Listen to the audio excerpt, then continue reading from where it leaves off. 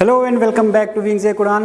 दोस्तों, अपना last video जो मैंने अपलोड किया था उसमें हमने पार्टनरशिप का जो एडमिशन ऑफ पार्टनर है हमने वो ख़त्म किया था। तो आज हम उसी को कंटिन्यू करेंगे, पार्टनरशिप को ही। उसमें नया टॉपिक जो है रिटायरमेंट ऑफ पार्टनर। अगर आपको एडमिशन चैप्टर प्रॉपर समझ आ गया है तो ये आपके लिए आसान हो जाएगा, क्योंकि ऑलमोस्ट 80 से 90% चैप्टर जो है ये एडमिशन से ही रिलेटेड है। तो अगर आपको एडमिशन किसी ने नहीं पढ़ा तो पहले वो पढ़ लें, उसके बाद ही उनको ये रिटायरमेंट का चैप्टर जो है वो समझ आ जाएगा। इसके साथ ही कुछ मैंने MCQs के आपको आंसर्स पूछे थे, उनका रिप्लाई भी मैं आज के ही इस सेशन में करूँगा। और साथ ही साथ MCQs के लिए मैंने बोला है कि आप जो मेरा चैनल है किरण कॉमर्स जोन, मैं एक बार उसका नाम लिख देता हूँ, किरण कॉमर्स जोन।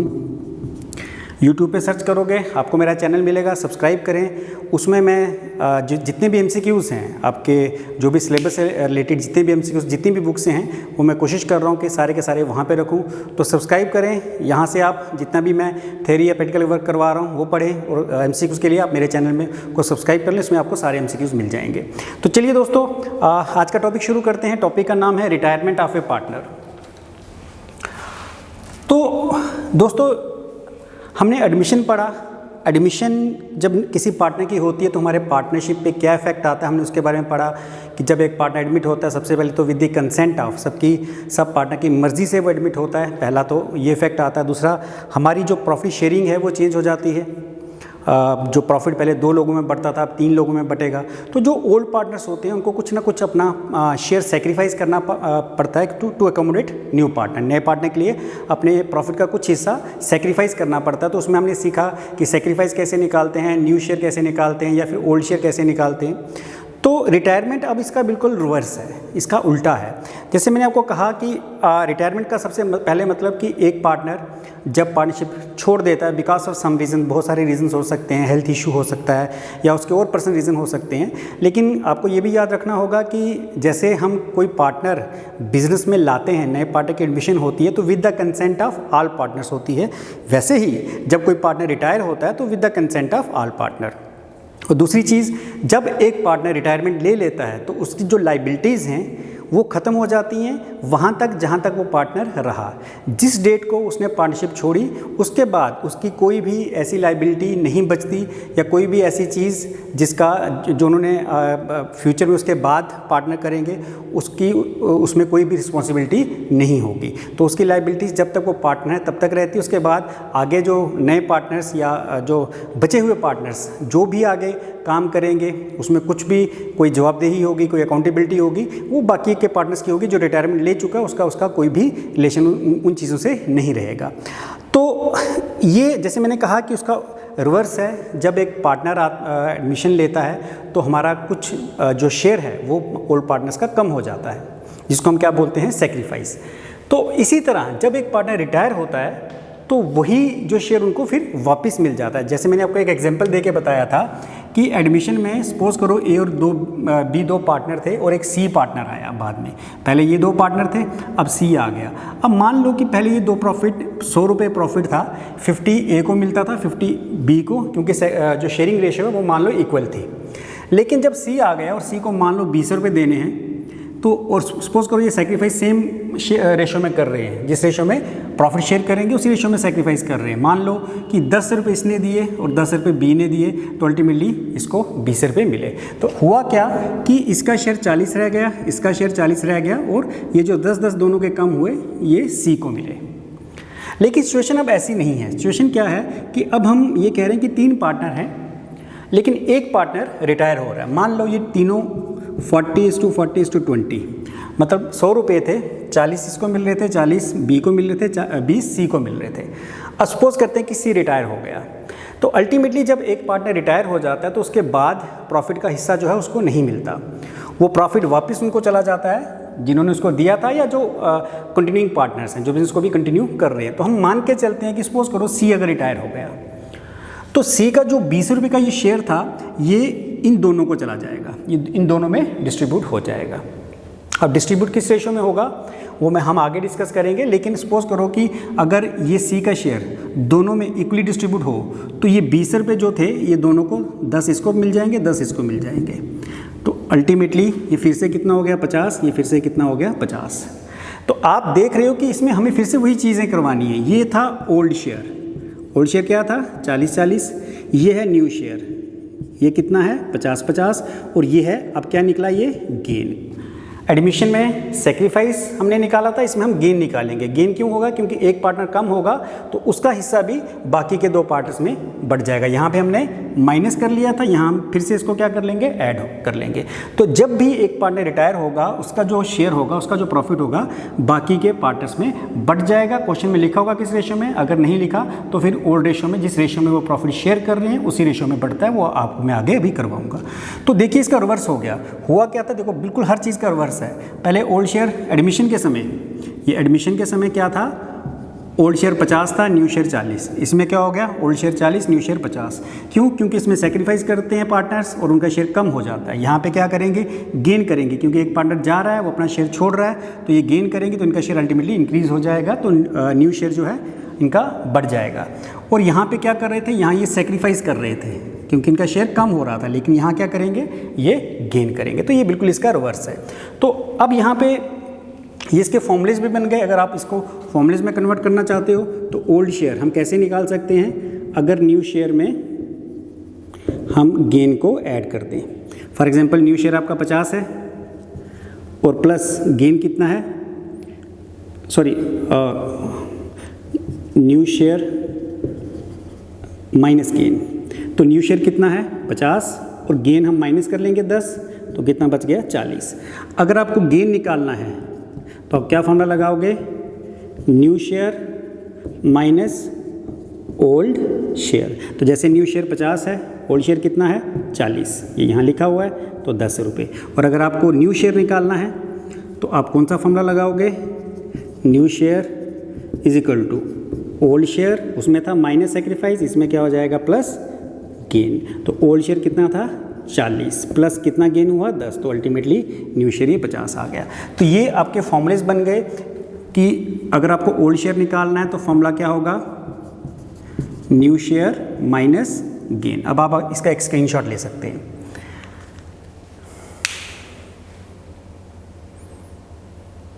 तो चलिए दोस्तों, तो इन शॉर्ट मैंने आपको क्या बताया कि जब भी एक पार्टनर रिटायर होगा तो उसमें जैसे जो पार्टनर शेयर छोड़ के जा रहा है उसका शेयर बाकी के पार्टनर्स को, यानी जिनको हम कंटिन्यूइंग पार्टनर्स बोलते हैं, उनको मिलेगा। अगर इन तीनों में से अगर सपोज करो ए रिटायर हो जाता है तो ए का शेयर किसको मिलेगा, बी और सी को। अगर बी रिटायर हो जाता है तो बी का शेयर किसको मिलेगा, ए और सी को। या सी रिटायर हो जाता है तो इसका शेयर किसको मिलेगा, ए और बी को।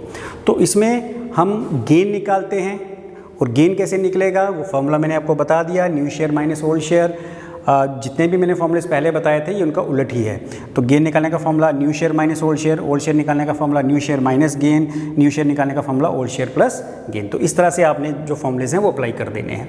अच्छा, अब मेन चीज़ आ गई कि ट्रिक्स में हम इसको कैसे निकालेंगे। एकेडमिक में तो हम पूरा इसको सिस्टम से प्रोसेस से करके दिखाते हैं, लेकिन आपको तो पूरा प्रोसेस से नहीं जाना, आपको तो शॉर्टकट सीखना है। तो शॉर्टकट में हम उसको कैसे निकालेंगे। चलिए दोस्तों, मैं एक क्वेश्चन लिख देता हूँ कि A B C are partners sharing in 3:2:1 ratio, C retires. और क्वेश्चन में कहता है कैलकुलेट न्यू रेशो। हमें न्यू रेशो बनानी है। क्या है old ratio of A B C, क्या है 3:2:1, ये ओल्ड रेशो है। क्वेश्चन में कहा ऐसा ही आपका क्वेश्चन आएगा, मैंने एक लिखा भी हो इस तरह का क्वेश्चन, तो ऐसा ही आपका क्वेश्चन आएगा, आपको कहेगा कि न्यू रेशो बताओ।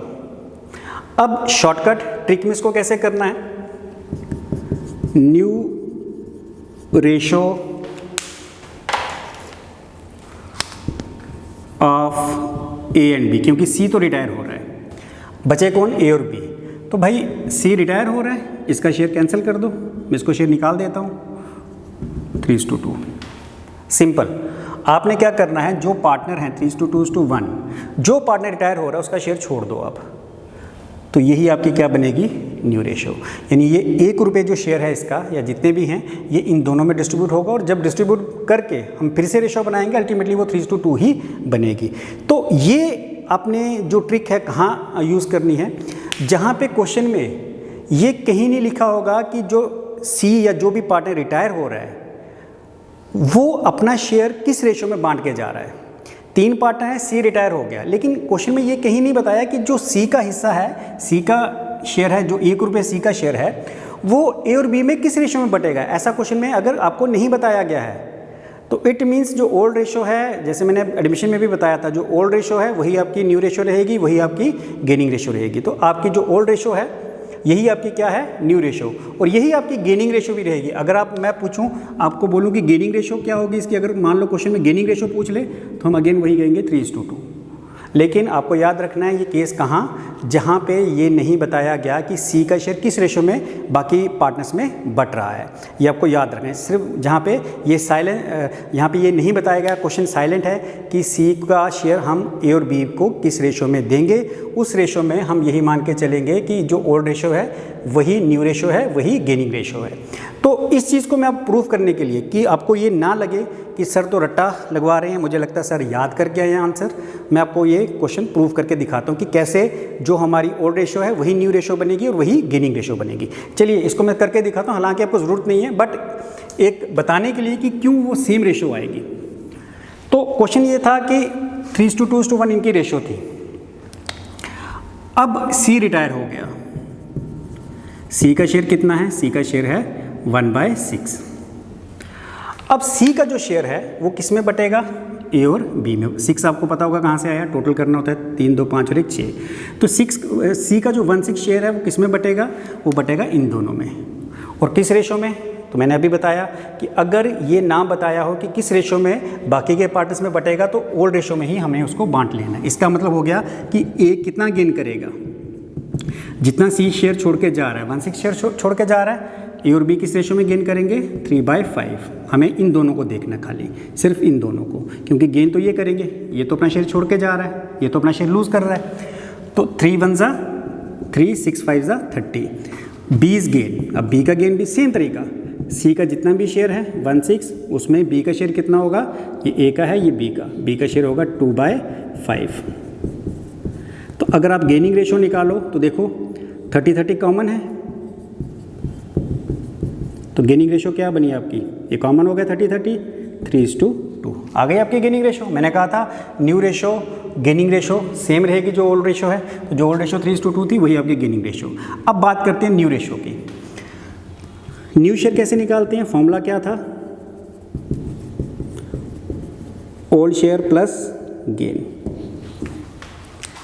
चलिए फॉर्मूला तो ये था, मैंने अभी लिखवाया था। तो पहले हम ए का निकाल लेते हैं, कितना था ओल्ड शेयर, 3/6, टोटल तीनों का लेना है, प्लस ओल्ड शेयर तो तीनों में बढ़ रहा था। अब गेन कितना हो गया, गेन यहाँ से ले लो 3/30, एलसीएम कितना आ गया 30, 6 5 ज़ा 30, 5 3 ज़ा 15, प्लस ये 1 के साथ जाएगा तो मल्टीप्लाई 1 के साथ करेंगे 3 आएगा, 18/30। और बी का आ गया ओल्ड शेयर 2/6 प्लस बी का गेन 2/30, एलसीएम कितना आ गया, एलसीएम आ गया 30, 6 5 ज़ा 30, 5 2 ज़ा 10 प्लस 2 यानी 12/30। अब आप देखो न्यू रेशो में भी 2 ही पार्टनर रहेंगे, एक पार्टनर इसमें कम हो जाता है, तो 18/30 इज टू 12/30, 18:12, इसको रिड्यूस कर लो 6 के टेबल में, 6 2 ज़ा 12, 6 3 ज़ा 18, 3:2, सेम आपका आंसर आया। तो गेनिंग रेशो भी आपकी जो है सेम रहेगी और न्यू रेशो भी आपकी सेम रहेगी 3:2। आई होप आपको ये क्लियर हो गया कंसेप्ट। तो आपने ट्रिक से काम करना है, पूरा क्वेश्चन निकालने की ज़रूरत नहीं है। ऐसा क्वेश्चन आ गया, ये नहीं बताया कि किस पार्टनर को कितना गेन हुआ, या जो रिटायरिंग पार्टनर है उसने अपना शेयर बाकी जो पार्टनर है ए और बी उनको किस रेशो में बांटा, तो जो ओल्ड रेशो है वही आपकी न्यू रेशो, वही आपकी गेनिंग रेशो बनेगी। चलिए दोस्तों, आई होप आपको ये क्लियर हो गया। स्क्रीनशॉट ले सकते हैं आप इसका एक। ऐसा ही क्वेश्चन मैंने अब एक इसमें MCQs में दे दिया है, तो इसको आप खुद सॉल्व करो। देखो इसका क्या आंसर है।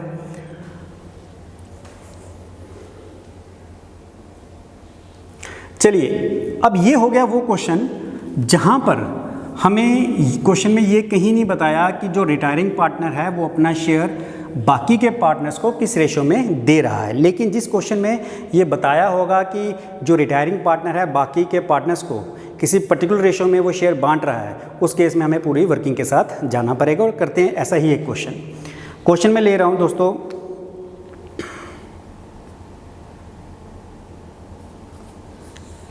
क्वेश्चन है XYZ are partners in 2:2:1 ratio. X retired and his share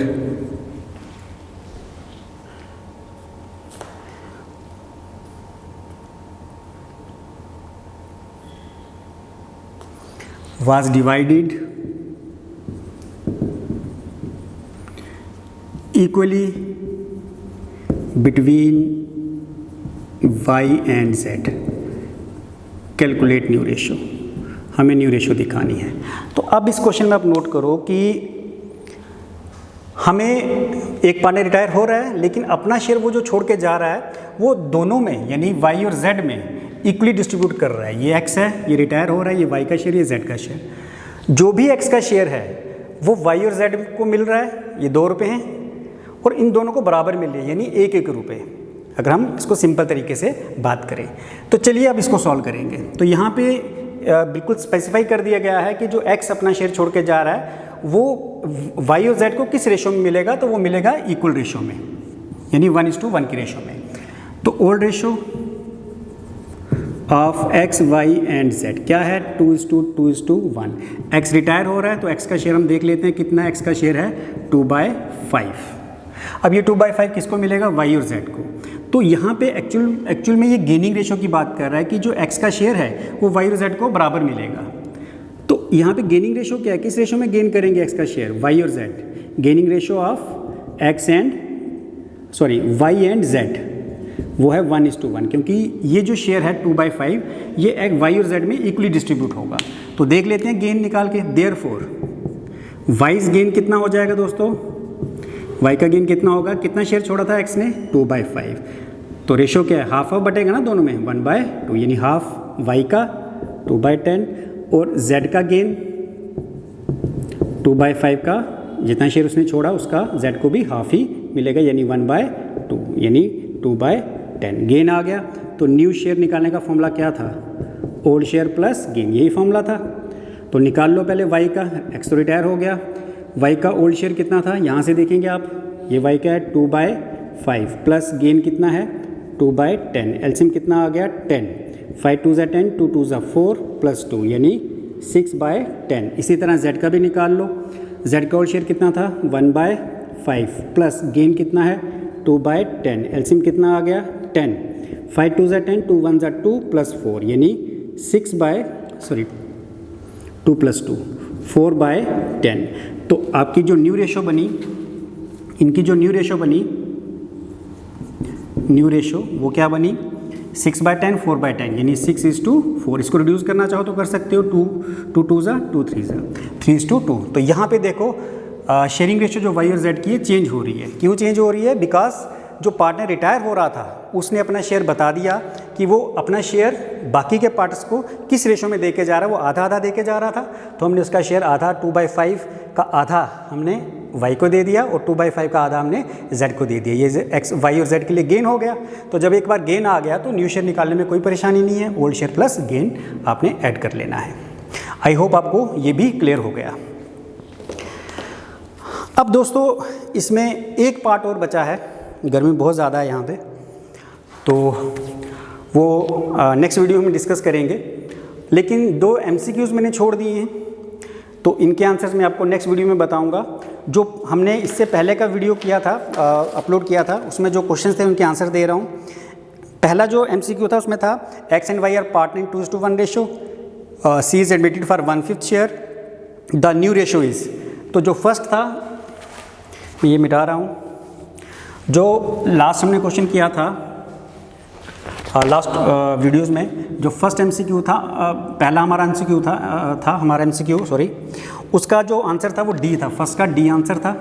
second MCQ था when new partner pay for goodwill in cash the amount should be debited in first book to. अगर partner goodwill cash में देता है तो हम किसको debit करते हैं, जनरलीज मैंने बताई थी कि हम किसको डेबिट करते हैं, कैश को, तो answer is B. Third is share of goodwill brought by new partner is called, नया पार्टनर जो गुडविल लेके आता है उसको हम क्या बोलते हैं, एसेट, प्रॉफिट, प्रीमियम, मैंने बताया था प्रीमियम फॉर गुडविल, तो answer is C. At the time of admission if there is unrecorded liabilities it is recorded, अगर अनरिकॉर्डेड लाइबिलिटीज़ हों तो मैंने कहा था अनरिकॉर्डेड लाइबिलिटीज़ रिवैल्यूएशन अकाउंट की डेबिट साइड में आती हैं, so debited in revaluation account, fourth का ए आंसर है।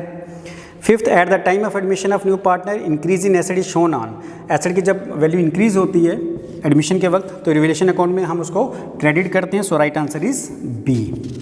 तो ये उनके आंसर्स थे। आई होप आपके ये आंसर्स अपने ठीक किए होंगे, जिन्होंने नहीं किए देख लेना, और अगर आप चाहते हो कि इस पर कुछ मैं एक्सप्लेन करूँ इसको इन एमसीक्यूज़ को, खासकर फर्स्ट पार्ट, तो नेक्स्ट वीडियो में मैं एक्सप्लेन कर दूंगा। तो ये था आज का टॉपिक। नेक्स्ट में मैं आपको लेके आऊँगा इसी में रिटायरमेंट ऑफ पार्टनर का एक नया क्वेश्चन, और साथ ही साथ ट्रीटमेंट ऑफ गुडविल जो हमने एडमिशन में भी किया था, लेकिन इसमें ट्रीटमेंट ऑफ गुडविल थोड़ा इजी है, आपको बहुत जल्द समझ आ जाएगा। अगले 2 सेशन में मैं इस टॉपिक को कंप्लीट करूँगा। तो थैंक यू दोस्तों, थैंक यू वेरी मच।